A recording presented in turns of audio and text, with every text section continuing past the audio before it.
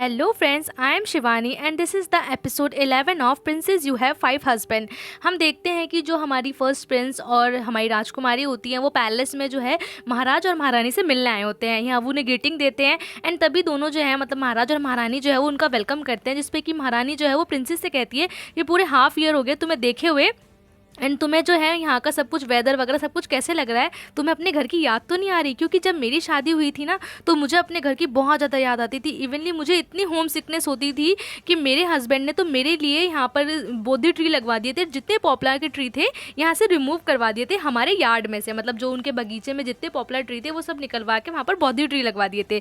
तो जिसमें कि यहाँ बताते हैं जिससे कि मुझे मेरे घर की याद ना आए, क्योंकि मेरे घर के मतलब जो उसका होम टाउन होगा वहाँ पे बोधी ट्री बहुत ज़्यादा पाए जाते होंगे। तभी यहाँ पर जो हमारी प्रिंसेस होती है वो ये बात सुन के बहुत ज़्यादा खुश हो जाती है कि आपके हस्बैंड ने ऐसा किया। लेकिन तभी वो कहती है कि एक बात बताइए, यहाँ की मिट्टी में बोधी ट्री का उगना तो बहुत ज़्यादा मुश्किल है, तो फिर ऐसा कैसे वो मतलब बोधी ट्री यहाँ कैसे उगे? तो जिसपे कि महारानी कहती है नहीं मतलब बहुत ज़्यादा डिफिकल्ट था उगना, ये समझ लो कि मतलब सिर्फ कुछ ही पेड़ थे जो सर्वाइव कर पाए। एंड यहाँ पे ये बात चली रही होती है, लेकिन वो कहती है कि भले ही वो मतलब जो बोधी ट्री थे वो सर्वाइव ना कर पाए हो, लेकिन जो हमारे महाराज के प्यार की जो जड़ें हैं ना वो मेरे दिल तक पहुँच गई। तो एक तरीके से अपने हस्बैंड की तारीफ़ कर रही होती है एंड यहाँ पर अपनी ब्यूटी की तारीफ कर रही होती है। तो जिसपे कि वो कहती है कि जब तुम आ रही थी तो तुम बताओ तुम्हें कैसा लगा? तो जिसमें कि हमारी जो प्रिंसेस है वो कहती है कि जब मैं मतलब यहाँ पर आ रही थी तो मैंने पूरे रास्ते यही सुना था कि इस जगह पर जो है वो पॉपुलर ट्री बहुत ज़्यादा पाए जाते हैं। एंड एक्चुअली मुझे ना बचपन में ना एक बार अस्थमा की दिक्कत हुई थी, तो जिस वजह से मुझे बहुत ज़्यादा डर लग रहा था कि कहीं मुझे एलर्जी वगैरह ना हो जाए। लेकिन मैं जो हूँ पूरी तरीके से गलत निकली, क्योंकि जब मैं यहाँ आई तो यहाँ कोई पॉपुलर ट्री नहीं था और मुझे कोई भी परेशानी नहीं हुई। एंड यहाँ पर वो ये बात कह ही रही होती है। तभी जो महाराजा उससे कहते हैं वो इसलिए नहीं थे ना क्योंकि 10 साल पहले जो हमारे मतलब ये प्राइम मिनिस्टर हैं फर्स्ट प्रिंस, उन्होंने सारे के सारे पॉपुलर ट्री जो है यहाँ से मतलब निकलवा के दूसरे ट्रीज लगवा दिए थे। और आपको पता है कितने ट्रीज थे? पूरे के पूरे 10,000 ट्री थे, सारे के सारे मिलिट्री जो है इसी काम में लगा दी थी। एंड यहाँ पर ये सुन के महारानी थोड़ी कन्फ्यूज आती है, कहती है कितने ट्रीज निकलवाए?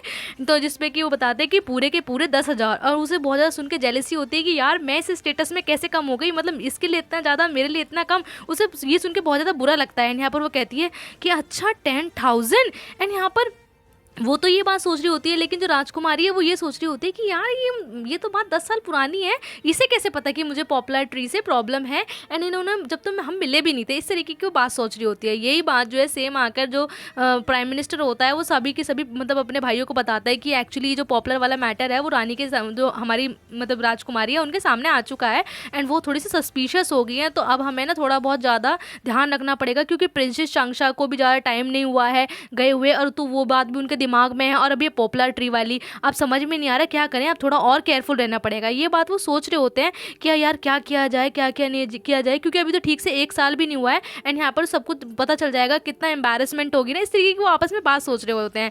फिर हम देखते हैं नेक्स्ट डे कुन मेंशन में जो महारानी है वो यहाँ पर हमारी राजकुमारी से मिलने आई होती है। तो जिसपे कि राजकुमारी बोलती है कि हमें बहुत अच्छा लगा कि आप हमारे कुन मेंशन में आई। एंड यहाँ पर वो कहती है कि प्रिंसेस आपका रूम तो बड़ा ही छोटा है, एंड यहाँ पर आपका यार्ड भी कितना छोटा है, आप कैसे यहाँ पर टाइम बिता पाती हैं? एंड आपने तो बिल्कुल भी रिनोवेशन भी नहीं कराई। आपको पता है मैं यहाँ क्यों आई हूँ? क्योंकि मेरे महल में तो रिनोवेशन चल रही है, क्योंकि मैं सेम सेम चीज़ों से बोर हो जाती हूँ, तो मैंने सोचा कि मैं आपके पास आ जाऊँ।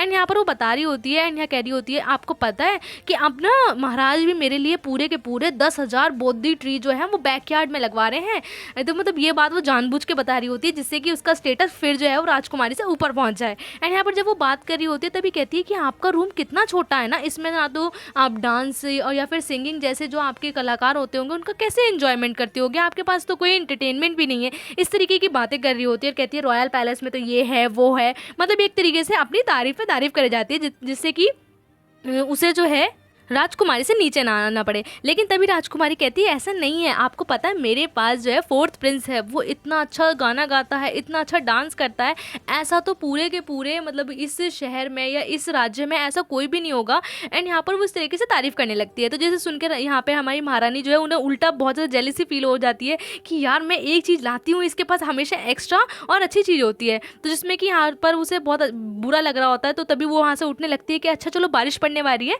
मैं अपने महल जो है वापस जा रही हूँ। लेकिन तभी जैसे ही वो उठ रही होती है तो हमारी राजकुमारी कहती है अरे रहने दीजिए ना, अभी मत जाइए। तो वो कहती है मैं नहीं हारूंगी। एंड यहाँ पे वो कहती है मैं नहीं हारूंगी, आपने ऐसा क्यों कहा? तो कहती है मेरा मतलब है कि मुझे आपकी मदद नहीं चाहिए। एक्चुअली उसे जो है वो एक तरीके से हार फील हो रही होती है, क्योंकि यहाँ पर राजकुमारी के पास फोर्थ प्रिंस है जो कि पूरे के पूरे राज्य में फेमस है अपने डांसिंग के लिए, सिंगिंग के लिए और खूबसूरती के लिए। फिर हम देखते हैं कि यहाँ से जो है महारानी चली जाती हैं। लेकिन जो हमारा जो फोर्थ प्रिंस है वो जो म्यूज़िक बजा रहा होता है ना, उस म्यूज़िक को सुन के राजकुमारी थोड़ी सी सस्पिशियस हो जाती है, कहती है यार ये म्यूज़िक है या ये ट्यून तो मैंने पहले भी कभी सुनी है। एंड यहाँ पर उसे याद आता है वो दिन जब उसे महाराज ने, यानी कि जो उसके घर के महाराज थे, उन्होंने उसे बुलाया था चूज़ करने के लिए इस पीस मेकिंग मैरिज में। एंड यहाँ उसे याद आता है कि जब वो महाराज के पास आई थी तब उसने ये आवाज़ सुनी थी। एंड यहाँ पर जब उसने महाराज से पूछा कि ये आवाज़ कहाँ से आ रही, कितनी एकदम शांति में आवाज़ है, तो जिसपे कि महाराज ने उसे कहा कि अरे है कोई जो कि जब एक्साइटेड होता है, खुश होता है, वो इस तरीके का म्यूजिक बजाता है, और तुम इस बात पे ध्यान मत दो, तुम जो है वो पीस मेकिंग मैरिज का जो ये गेम है, यानी जो ये चीज़ है, इसको करो। एंड यहाँ वो सोचती है कि यार ये आवाज़ तो मैंने अपने होम टाउन में सुनी थी, ये यहाँ कैसे आ सकती है। लेकिन ये यहाँ पर वो ये बात मतलब फोर्थ प्रिंस के सामने बोलते तो फोर्थ प्रिंस जो है डर के मारे धीरे धीरे खिसकता वहाँ से चला जाता है। एंड यहाँ पे प्रिंसेस जो है थोड़ी सी फिर सस्पिशियस हो जाती है कि यार कुछ ना कुछ तो सीक्रेट है जो कि ये लोग मुझसे छुपा रहे हैं। फिर हम देखते हैं कि अगले दिन महारानी जो है अपने आप को और ऊपर मतलब और ऊपर दिखाने के लिए जो है अपनी बहुत सारी जो सेविकाएं, दासी या बांदी, क्या कहूँ मैं, इतनी सारी जो है वो ले के आ जाती है। यहाँ पे कहती है तुम्हें पता है मेरे पास पर्सनल मेड कितनी सारी हैं? तो जिसपे कि राजकुमारी कहती है कितनी सारी हैं? तो कहती है देखो मेरे पास कितनी सारी हैं, और उसकी मेड भी पूरी की पूरी एंटीक थी। एंड यहाँ पर एकदम डिज़ाइन के तरीके से खड़ी हो जाती है। तो जिसपे कि महारानी कहती है मुझे तो जी बहुत ज़्यादा मतलब मेरे पास किसी चीज़ की कमी नहीं है, ये सारा काम कर देती है, इस तरीके से वो बोलती है। जिसपे कि हमारी राजकुमारी कहती है एक्चुअली मुझे शोर शराबा ज़्यादा पसंद नहीं है, इसलिए मैं एक ही मेड रखती हूँ। एंड तभी हम देखते हैं कि जो थर्ड प्रिंस है वो यहाँ पर प्रिंसेस के पैर दबा रहा होता है। एंड यहाँ पर प्रिंसेस जो है गुस्सा करने लगती हैं कि मैंने तुम्हें यहाँ इसलिए बिठाया था और तुम ठीक से नहीं कर सकते। तो जिसे देख के यहाँ पर राजकुमारी को बहुत ज़्यादा बुरा लगता है कि ये क्या कर रहा है, मतलब एक तरीके से उसका हस्बैंड ही उसकी इतनी सेवा कर रहा है। उसे देख के बुरा लगता है कि भले इसके पास 4 बांधी है बट उसका हस्बैंड तो उसके लिए ऐसा कुछ नहीं करता ना। तो जिसे देख के उसे बहुत ज़्यादा गुस्सा आ जाता है, वो वहाँ से चली जाती है। तो जिसपे कि राजकुमारी सोचती है अभी से किस बात पे गुस्सा आया, ये क्यों चली गई। तभी हम देखते हैं कि यहाँ पे राजकुमार जो है मुंह बना के बैठा हुआ होता है, कहता है कि मैं जब से तुम्हें मसाज दे रहा हूँ तब भी मुंह बना रही हो। तो कहती है अरे नहीं नहीं, तुम तो इतनी अच्छी मसाज दे रहे हो, तुम्हें ये बताओ तुमने इतनी अच्छी मसाज करनी सीखी कहाँ से। तो कहता है कि मैंने ना ये मसाज अपने टीचर चैंगैम से सीखी। एंड यहाँ पर वो अपने टीचर का नाम बड़ी रिस्पेक्ट से लेता है। तो जिस पे कि राजकुमारी कहती है तुमने उनसे सीखी, लेकिन वो तो काफ़ी साल पहले मर चुके हैं, मैं भी उनके फ्यूनरल में गई थी। और एक बात और, वो तो कभी मेरे होम टाउन से, मतलब जहाँ पर वो रहते थे, वो वहाँ से बाहर भी नहीं निकले, लेकिन तुम वहाँ मतलब कब गए और तुमने उनसे कब सीखा, वो इस तरीके से उससे पूछती है। जिसमें कि यहाँ पर थर्ड प्रिंस जो है उसे बिल्कुल भी जवाब नहीं देता है। एंड यहाँ वो समझ जाता है कि राजकुमारी जो है वो धीरे धीरे तक मतलब राज तक पहुँच रही है। यहाँ जोर जोर के पैर दबा के इस तरीके से मतलब इनोसेंट बनने की कोशिश करता है कि अरे मेरे सपनों में यार। फिर हम दूसरी साइड देखते हैं कि महारानी जो है बहुत ज़्यादा परेशान है, वो मतलब राजकुमारी से ऊपर पहुंचना चाहती हैं और वो इतने दिन से कोशिश कर रही है, लेकिन हर चीज़ में जो है वो रानी जो है मतलब पीछे छूट जाती है राजकुमारी से। एंड यहाँ पर फिर वो हमारी जो राजकुमारी है उससे मिलने के लिए आती है और कहती है कि पता है तुम्हें कि हमारी ना जो शादी हुई है ना वो पीस मेकिंग शादी नहीं है। पता है मेरे जो महाराज थे वो एक बार मेरे होम टाउन आए थे और उन्होंने जैसे ही मुझे देखा ना पहली ही नज़र में मेरे को दिल दे बैठे, मुझसे मोहब्बत हो गई। एंड हमारी शादी कोई पीस मेकिंग शादी नहीं है, ये एक मतलब के जानबूझ के कराई हुई शादी नहीं है। यहाँ पर हम दोनों का first love at first sight हुआ था एंड इसीलिए हमारी शादी हुई, यानी कि हमारी एक लव मैरिज है। इस तरीके से अपने आप को जो है थोड़ा सा ऊपर दिखाने की कोशिश करती है। फिर हम देखते हैं कि जो हमारी राजकुमारी है वो चुप रहती है। तो जिसपे कि महारानी कहती है क्या तुम अब हार स्वीकार करती हो। तो जिसपे वो कहती है कि आप तो काफ़ी ज़्यादा लकी हैं एंड यहाँ पर मेरे हस्बैंड के साथ तो ऐसा कुछ नहीं है क्योंकि हमारे बीच में तो पीस मेकिंग मैरिज ही हुई थी। तो जिसमें जो हमारी महारानी कहती है जीत गई, फाइनली मैं जीत ही गई, इस तरीके से खुश हो रही होती है। तो जिसमें यहाँ पर राजकुमारी सोचती भी है यार इसका मेरा कॉम्पिटिशन हो कब रहा था।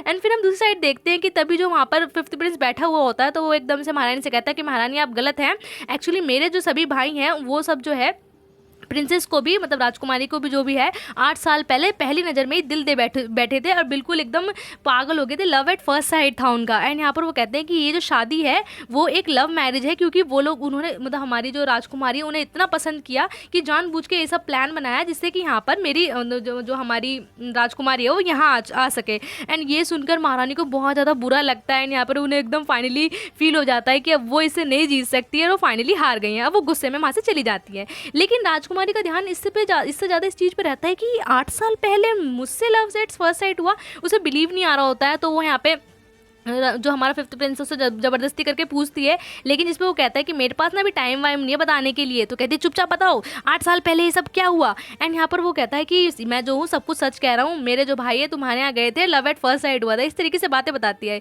तो जिसमें कि यहाँ पर राजकुमारी कहती है लेकिन एक बात बताओ, अगर वो गए भी थे लेकिन 8 साल पहले के हिसाब से तो तुम तो सिर्फ 1 साल के हो गए, तो तुम्हें ये सब बातें कैसे याद। तो जिसपे कि यहाँ पर राजकुमार कहता है कि तुम्हें नहीं पता, मैं ना जब मैं 1 साल का हो गया था ना, तो मुझे तभी से सारी बातें समझने और याद रहनी शुरू हो गई थी। एंड यहाँ पर वो कहता है कि सच में। फिर हम मतलब फ्लैशबैक में दिखाते हैं, मतलब जो हमारा राजकुमार है वो फ्लैशबैक में सोच रहा होता है कि किस तरीके से जब उसके बड़े भाई यानी प्राइम मिनिस्टर ने जब वो 1 साल का था उसकी बातें सुनी थी, तो जब उसने राजकुमारी को पहली बार देखा तो बहुत ज़्यादा खुश हो गया था कि आज तक उसने ऐसी ब्यूटी नहीं देखी है। एंड ये वो जो है उसे अपने घर ले जाकर रहेगा। और उस टाइम पर जो बड़ा वाला राजकुमार था वो 17 साल का था, वहीं पर जो दूसरा वाला था वो 15 साल का था। एंड यहाँ पर उसने भी जैसे ही राजकुमारी को देखा था तो बहुत ज़्यादा खुश हो गया था कि मैं राजकुमारी को अपने घर ले जाऊँगा, इतनी सुंदर लड़की मैंने पहले नहीं देखी, वो कितनी एलिगेंट है। एंड यहाँ पर उसने थर्ड और फोर्थ प्रिंस को भी बातें करते हुए सुना था, जिसमें कि वो कह रहे होते हैं, जिसमें दोनों 13-13 साल के होते हैं। यहाँ पर कह रहे होते हैं कि यार भाई ऐसी लड़की तो हमने देखी ही नहीं, वो तो एकदम मतलब एकदम रियल गॉडेस है, ऐसी भी लड़कियाँ होती है क्या,